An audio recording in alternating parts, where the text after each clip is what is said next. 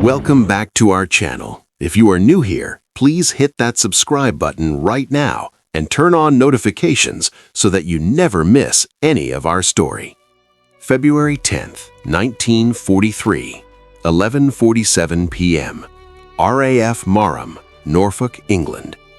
Flight Lieutenant Reginald Reynolds is alone at 28,000 feet above the North Sea, flying east at 380 miles per hour. He has no guns.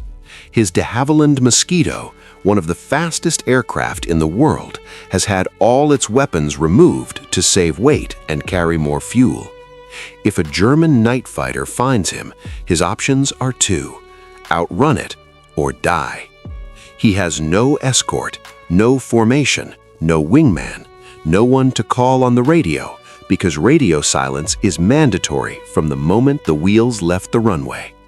His target is Berlin, the most heavily defended city in Europe, a city ringed by flak batteries, searchlight belts, and night fighter squadrons specifically trained to kill aircraft exactly like his. And here is the thing that makes this flight different from every other bombing mission being flown tonight over Germany. Reynolds is not carrying bombs. He is carrying something far more valuable and far more dangerous to protect. He is carrying the exact coordinates, the route markers, the timing signals, and the colored flares that 200 heavy bombers following behind him in the darkness will use to find their targets. Without him, those 200 bombers will drop their bombs on empty fields. Without him, the raid fails.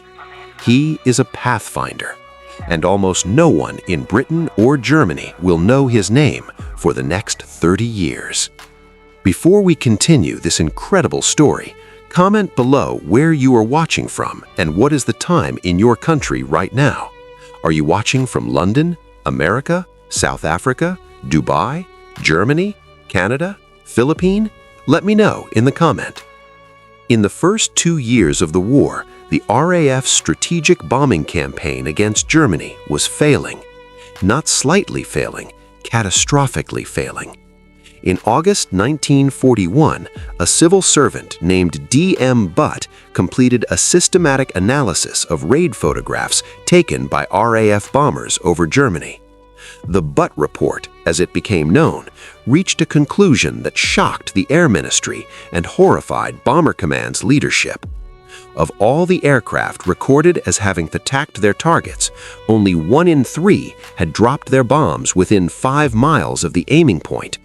Over the heavily defended Ruhr industrial region, Germany's manufacturing heartland, the figure was 1 in 10. 1 in 10. Men were dying. Aircraft were being shot down over Germany at devastating rates, and 90% of the bombs were falling in empty fields, on civilian streets, in forests, in rivers, anywhere but on the factories, railway yards, and oil refineries they were aimed at. The problem was navigation. At night, over blacked-out enemy territory, in cloud, under fire, with German jamming disrupting their radio aids, the crews of Bomber Command's Wellingtons, Stirlings, Halifaxes, and Lancasters simply could not find their targets with any reliability. They knew roughly where they were going. They did not know precisely enough. And in precision bombing, roughly is the same as nowhere. August 15, 1942, RAF Whiten, Huntingdonshire. Air Vice Marshal Donald Bennett was 32 years old, Australian-born, and considered by many who served under him to be the most naturally gifted aviator in the entire RAF. He had set long-distance flying records before the war. He had an almost supernatural ability to navigate by the stars, by dead reckoning, by the subtle signals that experienced pilots read from the air itself. On August 15, 1942, Bennett was given command of a new and secret formation, No. 8 Group, Pathfinder Force. His mission was to solve the navigation problem that was making Bomber Command's campaign futile. The concept was simple.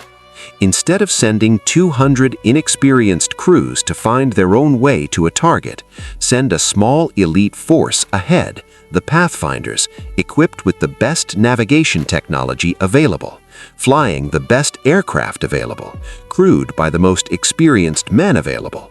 The Pathfinders would arrive at the target first. They would mark it precisely with colored flares and incendiary markers. Then the main bomber stream would follow the markers to the target, drop their bombs, and turn for home. The Pathfinders would be the eyes of Bomber Command. In the dark, over a defended and blacked-out continent, they would find the needle in the haystack, every time, in any weather, under any conditions.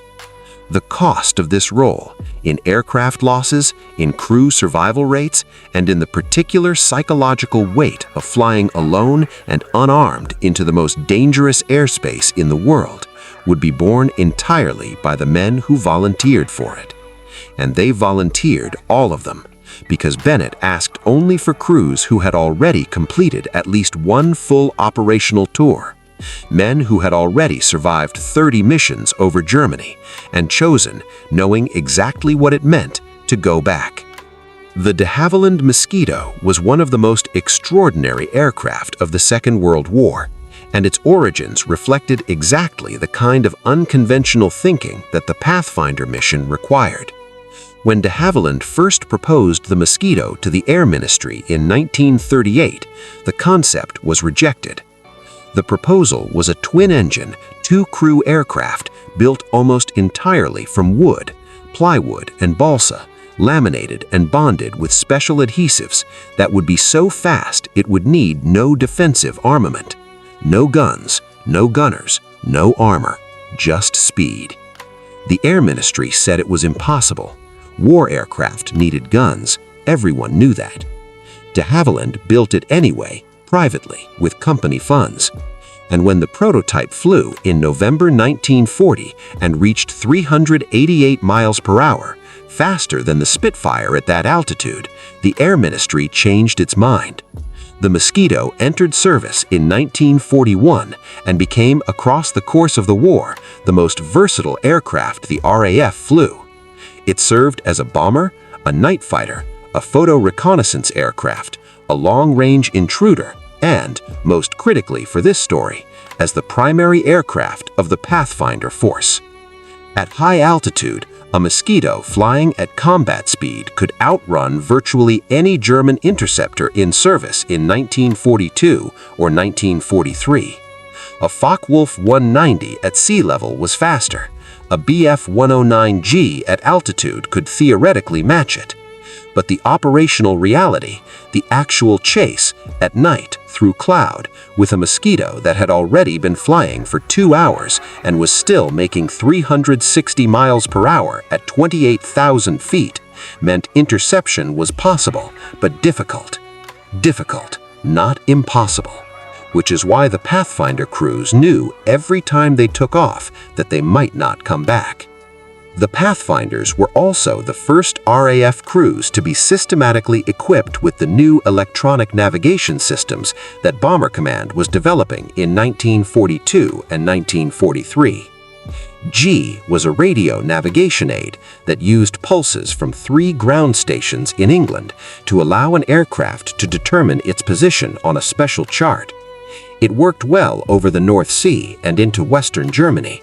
Over the Ruhr, German jamming degraded it significantly. Over Berlin, it was useless. Oboe was more precise, a system that used 2 ground stations to track an aircraft and transmit signals that guided it along a precise arc over the target, triggering the bomb release automatically. Its precision was extraordinary, within 100 meters at ranges of 250 miles. It worked for the Ruhr. It could not reach Berlin. H-2S was the answer for Berlin and beyond. A downward-looking radar set carried in the aircraft itself, it produced a map-like image of the terrain below, rivers, coastlines, cities, that an experienced navigator could read and use to determine position without reference to any ground station. It was independent. It worked anywhere. and it was the tool that made the Pathfinders' deep penetration missions to Berlin, to Hamburg, to the industrial cities of Eastern Germany consistently possible for the first time. The Pathfinder navigators who mastered H-2S were among the most technically skilled aircrew in any air force of the war. They were reading radar returns in darkness, in cloud, under fire, calculating positions and release points while the aircraft bucked through flak bursts and the temperature in the unpressurized cockpit dropped to minus 30 degrees Celsius. March 1st, 1943, 10 p.m. The Pathfinder crews gather in the briefing room at 10 p.m. The target is revealed: Berlin. Industrial targets in the western suburbs.